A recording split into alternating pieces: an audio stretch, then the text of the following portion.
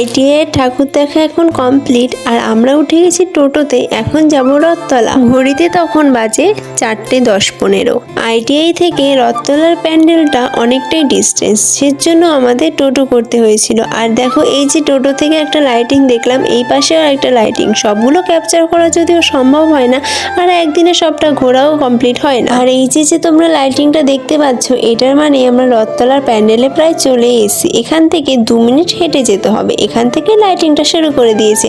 আর এখানেও এসে দেখি সেই ভিড়, মানে ভিড় কোথাও থামবে না। তাড়াতাড়ি পা চালিয়ে হাঁটবো, তোমাদের বেশি বোর করব না। দেখো প্রায় চলে এসেছি। কিছুটা আবার অনেকক্ষণ আমরা লাইনে দাঁড়িয়েছিলাম। আর কত ভিড় দেখতে পাচ্ছ, আমার না মনে পড়ছে না আমরা এখানে কোন জায়গাটায় দাঁড়িয়েছিলাম, খুঁজে পাচ্ছিলাম না কাউকে। প্রায় 10 মিনিট লাইন ঠেলে এবার আমরা ভেতরে ঢুকে গেছি। এবার তোমাদের পুরো প্যান্ডেলটা দেখাবো।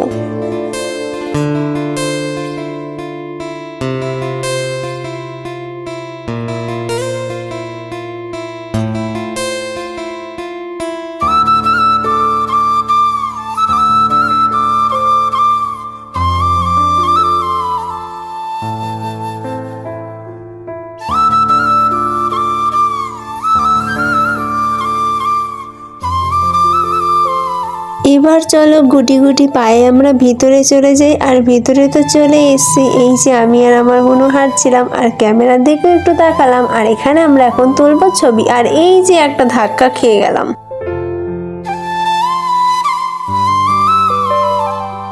পুজোর দিনগুলো কত তাড়াতাড়ি কিভাবে কেটে গেল, আবার একটা বছরের অপেক্ষা। আমাদের পুজো শেষ হলো অক্টোবরের 2 তারিখে, আর আজ আমি ভয়েসটা দিচ্ছি অক্টোবরের 5 তারিখ। আবার মনে মনে ভাবছি সেই একটা বছর আবার অপেক্ষা করে থাকবো।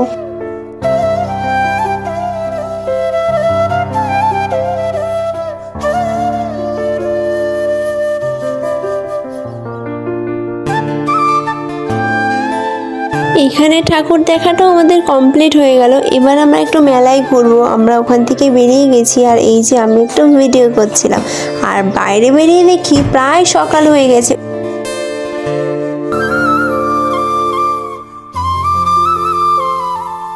আমাদের পুজোতে বেশ ভালোই কাটলো। তোমরা কারা কিভাবে পুজো কাটালে আমাকে কিন্তু কমেন্টে জানিও। আর এই দুটো প্যান্ডেল আমরা টোটোতে বসেই দেখেছিলাম। আজকের মতো টাটা বাই, দেখা হচ্ছে নেক্সট ব্লগে। এখন আমরা যাব কাঁচরাপাড়া।